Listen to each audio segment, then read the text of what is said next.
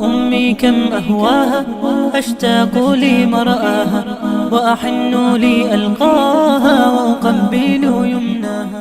Kata Nabi SAW, kiamat tidak akan terjadi kecuali pada manusia-manusia yang buruk dan jahat.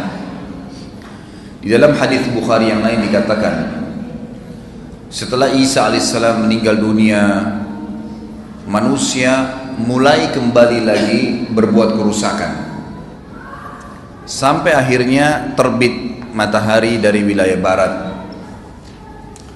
Selama belum terbit matahari dari wilayah barat ini, taubat masih diterima.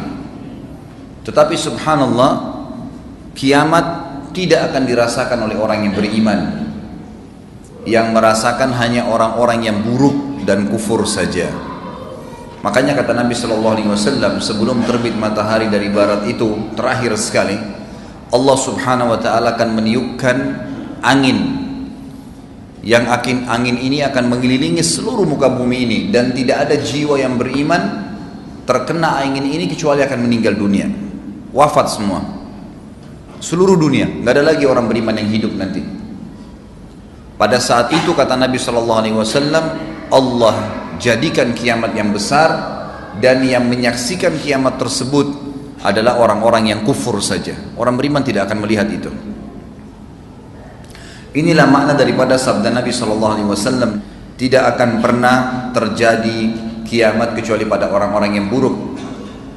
Pada waktu itu sebagian ulama mempertemukan antara dalil-dalil. Mereka mengatakan bahwasanya pada saat orang-orang beriman itu sudah meninggal semua, akhirnya wilayah Ka'bah pun sudah nggak ada yang kunjungin, mati semua orang beriman.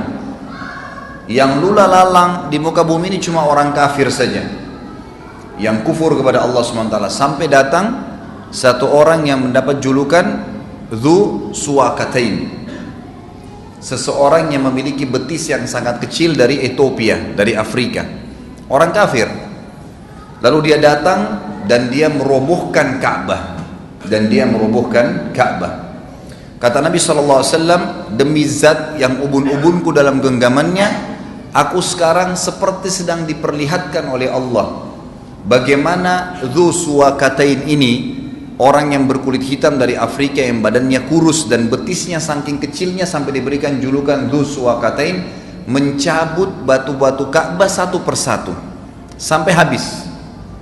Sebagian ulama mempertemukan juga perilaku Dzu Suwakatain ini, kenapa dia hancurkan Ka'bah? Karena waktu itu tersebar berita kalau di bawah Ka'bah itu ada harta tersimpan. Maka dia pun berusaha untuk membongkar, dan tidak ada yang menahan dia pada saat itu karena memang tidak ada orang yang beriman lagi, sudah habis. Kalau ada orang beriman tidak mungkin dibiarkan, gitu kan. Ini terakhir sekali, kejadian-kejadian ini terakhir sebelum terbitnya matahari dari barat. Karena kata Nabi SAW, kalau sudah terbit matahari dari barat, memang sudah tidak lagi orang beriman, tidak akan diterima taubat seseorang. Memang sudah tidak ada lagi orang bisa bertobat. Orang kafirin juga tidak tahu kalau mau bertobat seperti apa. Seperti itu kejadiannya. Dikatakan dalam ayat Al-Quran, disebutkan dalam surah Az-Zumar ayat 68 sampai 70. Dan pada saat itu, pada saat dipertemukan dengan hadis Nabi tadi SAW, tinggal orang-orang kafir saja, ditiupkanlah sangkakala.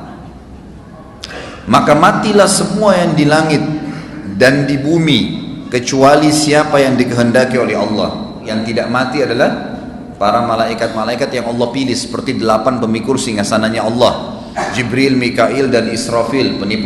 Peniup sangkakala sendiri tidak mati pada saat itu karena dia punya tugas meniup sangkakala yang kedua. Sementara fungsi sangkakala pertama adalah menghancurkan semua yang Allah inginkan. Nanti sangkakala yang kedua itu pembangkitan, ya, pembangkitan dan ya, pengeluaran seluruh makhluk yang ada di bumi, maksudnya yang sudah dalam kubur. Begitu pula dengan bidadari dan pelayan-pelayan dari bidadara surga, hurun 'ain dan wildanun mukhalladun. Mereka itu juga tidak kena pengaruh dari sangkakala ini. Kemudian ditiuplah sangkakala itu sekali lagi, yang kedua. Maka tiba-tiba mereka berdiri menunggu putusan mereka masing-masing. Dan terang benderanglah bumi, padang mahsyar, dengan cahaya keadilan Rabb-Nya, dan diberikanlah buku perhitungan perbuatan amal masing-masing, dan didatangkanlah para nabi dan saksi-saksi, dan diberi keputusan di antara mereka dengan adil, sedang mereka tidak dirugikan, dan disempurnakanlah bagi tiap-tiap jiwa balasan apa yang telah dikerjakannya, dan Dia Allah lebih mengetahui apa yang mereka kerjakan. Ayat ini memberikan kepada kita beberapa poin pelajaran. Yang pertama adalah ada dua tiupan sangkakala. Yang pertama, tiupannya berfungsi untuk menghancurkan semua yang Allah ingin hancurkan, dan semua jiwa yang Allah ingin matikan mati. Di sini ulama mengatakan semua manusia, semua jin, semua hewan, semua tumbuh-tumbuhan hancur. Di langit pun ada kalangan-kalangan malaikat yang kena. Memang Allah musnahkan, tidak ada lagi. Yang tertinggal hanya yang Allah inginkan. Kemudian pelajaran yang kedua, sangkakala yang kedua ada pembangkitan. Di dalam hadis Bukhari Muslim ya, antara dua sangkakala ini waktunya adalah 40. Cuma seperti itu penjelasan. Ada ulama hadis yang mengatakan 40 hari, ada yang mengatakan 40 tahun. Allahu a'lam, ada yang mengatakan 40 bulan. Intinya dalam hadis ini dikatakan antara dua sangkakala ini, yang satu penghancuran, yang satu pembangkitan adalah 40. Kemudian Allah turunkan hujan yang lebat dari langit, yang kemudian menimpa semua yang ada di muka bumi ini, lalu keluarlah semua yang pernah dikubur di kuburan itu, tulang-tulang tumbuh seperti tumbuhnya bakal. Bakal ini sayuran. Dalam hadis lain dikatakan termasuk hewan-hewan, karena ada riwayat yang menjelaskan bahwasanya nanti hari kiamat Allah Azza wa Jalla akan menghakimi di mahsyar itu termasuk dua domba. Kenapa mereka saling nanduk? Jadi semuanya dibangkitkan, semua dibangkitkan. Allah turunkan hujan dari langit yang membangkitkan semua makhluk yang sudah wafat. Semua di tubuh manusia umumnya akan hancur, kecuali ada satu yang akan kekal, tidak akan hancur. Itu adalah tulang ekor seseorang. Dari tulang ekor itulah semua manusia nanti akan dibangkitkan kembali pada hari kiamat. Hadis ini memberikan pelajaran kepada kita bahwasanya memang ada tiupan sangkakala dimulai dengan itu pada hari kiamat. Ayat Al-Quran yang lain menjelaskan surah Al-Haqqah. Al-Haqqah ayat 13-34. Maka ingatlah tak kala sangkakala ditiup sekali tiupan yang pertama. Dan pada saat itu akan diangkat bumi dan dicabut gunung-gunung, lalu dibenturkan keduanya sekali benturan, tabrakan semua. Kita bayangkan kalau ada bangunan yang jatuh, dua rumah berdekatan lalu tabrakan sama-sama hancur, seperti apa dahsyatnya. Bagaimana kalau dua buah gunung, bagaimana kalau seluruh gunung di atas bumi ini tercabut, melayang. Di bab riwayat disebutkan terbang seperti kapas, lalu ditabrakkan kembali ke bumi dengan satu benturan. Kata para ulama, dengan satu benturan itu maka akan berantakan semuanya. Pada hari itulah, pada saat itulah terjadi kiamat, dan terbelahlah langit pada saat itu.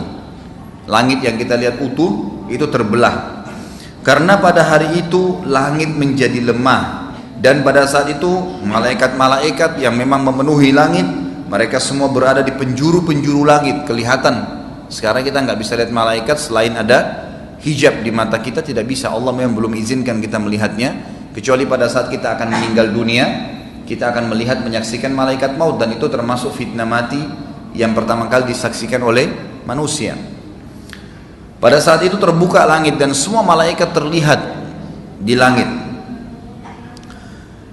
Dan juga dikatakan pada hari itu 8 pemikul arsy Rabbmu yang meletakkan di atas kepala mereka juga hadir. Lalu Allah menyambung di ayat 18-nya, tadi sudah ayat 17 ya. Pada hari itu tidak ada sesuatu pun yang tersembunyi bagi Allah Tuhan kalian. Adapun orang-orang yang menerima kitabnya dengan sebelah kanannya, dalam hadis Bukhari yang lain dikatakan buku-buku akan berterbangan seperti kapas yang banyak, lalu kemudian terbang menuju ke setiap orang di antara kalian.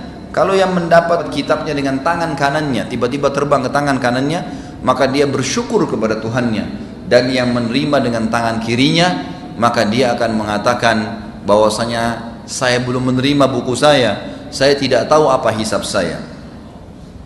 Lanjutan ayat kata Allah Subhanahu wa taala, orang yang menerima kitab dengan sebelah kanannya dia berkata, ambillah, coba baca kitabku ini. Sesungguhnya aku yakin bahwasanya aku akan menemui hisab diriku dengan mudah karena sudah tangan kanan. Maka orang itu berada dalam kehidupan yang diridhai, dalam surga yang tinggi, di kebun-kebun yang penuh dengan lebat, yang kebun-kebun tersebut dipenuhi dengan buah-buahan yang dekat. Kemudian mereka berkata, para malaikat berkata, makanlah dan minumlah dengan sedap, dengan tenang, dengan senang, disebabkan amal yang telah kalian kerjakan pada hari-hari yang lalu, maksudnya di dunia.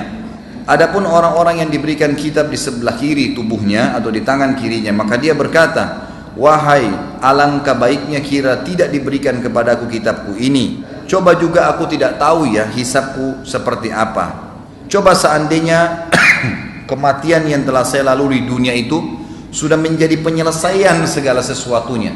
Artinya coba waktu mati ya sudah mati aja, gak usah ada pembangkitan lagi. Dia berharap seperti itu. Sungguh hartaku sekali-kali tidak bermanfaat untukku.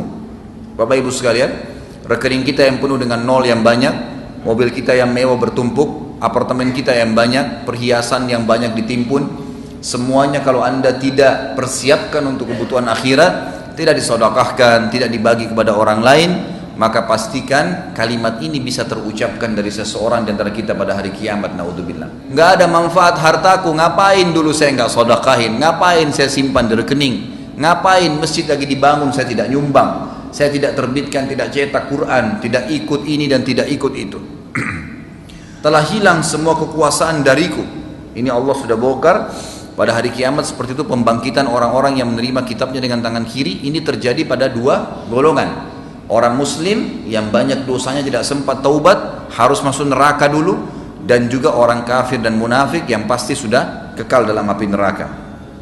Lalu Allah berfirman kepada para malaikatnya, peganglah dia dan belenggu dia, tangannya ke lehernya, kemudian masukkan dan lemparkan dia, campakkan ke dalam api neraka yang menyala-nyala. Kemudian belitlah dia dengan rantai yang panjangnya 70 hasta. Sesungguhnya sebab itu adalah dulu dia tidak beriman kepada Allah Zat yang Maha Besar, dan juga tidak pernah mendorong atau memberikan makan orang-orang miskin. Orang-orang miskin. Jadi ini jelas bahwasanya kita akan dibangkitkan dengan dua tiupan sangkakala tadi, dan diceritakan secara umum dalam ayat tadi bagaimana pembangkitan di mahsyar. Ini masih ada dua surah yang kita baca secara umum global bagaimana terjadi peniupan sangkakala dan pembangkitan itu sendiri. أمي كم أهواها أشتاق لمرآها وأحن لي ألقاها وأقبل يمناها.